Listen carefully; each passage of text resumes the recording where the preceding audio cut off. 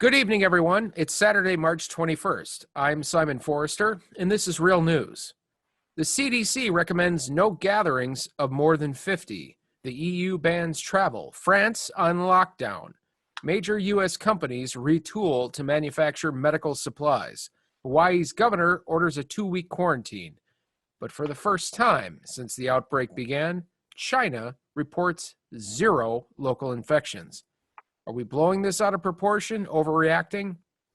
With us once again tonight is Jason Schmidt, founder and lead pastor at Trump Forever Church. We've got no time to waste here, Jason, so let's jump right in. Let me start by asking you this. Did you see the president's press conference yesterday? And assuming you did, what did you think? Of course I did. I try to watch every event that I can where he's speaking. We hang on every word. We love Excuse him. me. We feel that he speaks the truth. He's such an authoritative speaker, you know. Oh, sure. We're in such good hands. He's such a beautiful, strong man that it's we are in the best place we can be in the United States of America. And there's yes, I did watch the news conference, of course. And there's a little detail that none of the reporters really picked up on. He said that to reduce, he's reducing the incentive for a mass global migration. Basically, what does that what does that mean? 6 minutes. I'm getting 6 minutes into the press conference. He said those words that would badly deplete medical resources for our own people. So what does this mean? Right. Rich people in Switzerland, in Germany, in Japan, in Korea, in Holland, in Sweden, all those places where there's lots of rich people, where there's thousands and tens of thousands of millionaires that are going to flee their country to come. Right, because of the socialist medicine. Right. So lots of these countries have healthcare systems. UK, there's hospitals and doctors that are private, but the reimbursement is socialist. The government is involved. It's like Medicare for all over there. Oh. So even though the delivery of the healthcare is private, these people in these countries that are quite wealthy are going to come here. Oh, of course. Europe is going to get hit way harder than the United States because of the travel ban from last week. So the virus is raging in Europe. No, I don't think this is not a big deal. I think he stopped it last week with those travel bans, but many people didn't pick up on that. He also basically shut the door on medical tourism because, like I said, Western Europeans, people in Japan and Korea that can afford it, Singapore, they're all going to come flocking to the United States for the best doctors. I mean, especially in New York, people are going to come to New York and just take away beds from Americans. Yeah, so we can't have that. The best healthcare in the world for Americans.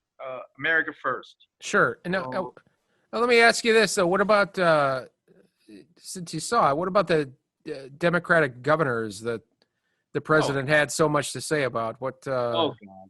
Don't get me started. So the president sorry. Yeah. The president gives and gives and gives and gives. And these governors, they take. How can he's such a great man. How can he do this? This is like, 15,000 fruit flies right in front of your face.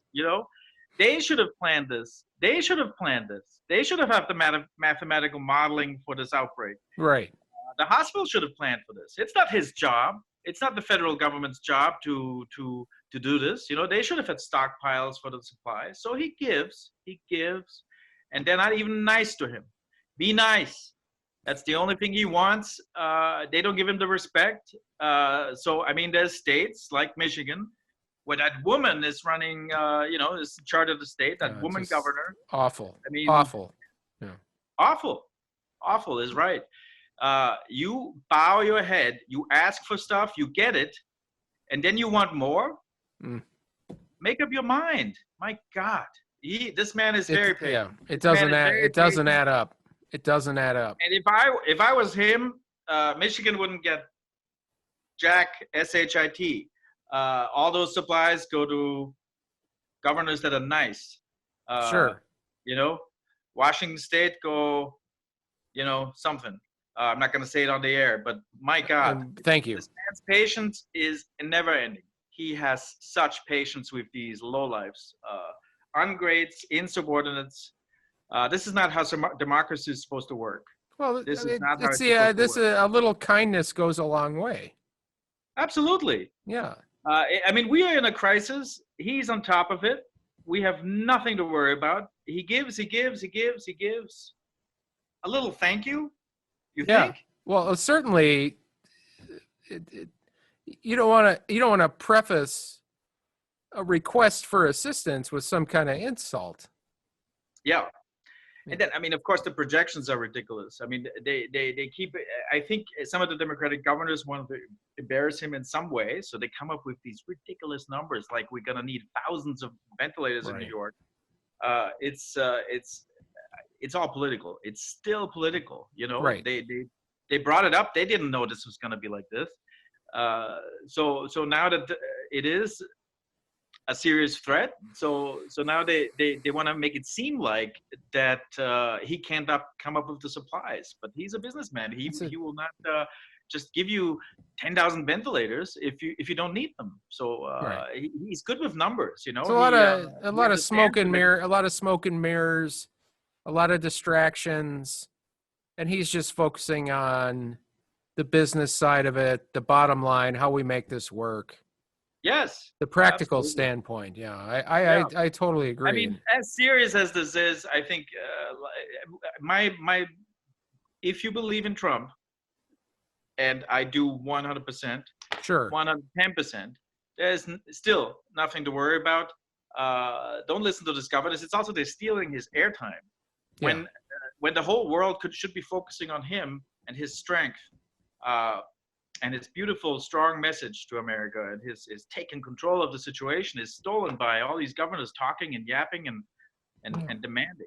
Yeah. Sorry, it sounds like a little bit of a rant. But don't apologize. I just get angry. I just get so angry. It's a lot of noise. But hey, let me ask you this. We're about out of time, but how are you doing? I'm doing great. Are you holding up all right?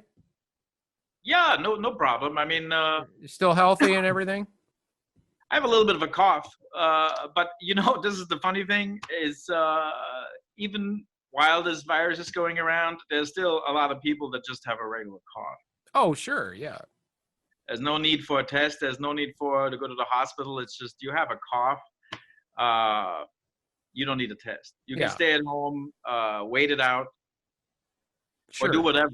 But whatever. I'm fine. I'm good. Okay. All right. Okay. No real problem. Well, yeah, hey, as always, thanks for dropping by. Can we count on seeing you again next week? Absolutely, yeah. Yeah. I mean, this has developed into quite something. I gotta say. Is. And our little show is our church. Your show is it's quite something. I mean, I didn't expect this to go this way, but it is. Well, at some point, we got to talk about what your church is doing in the middle of all the this. The Lord and Trump might have different plans for us, so we'll see.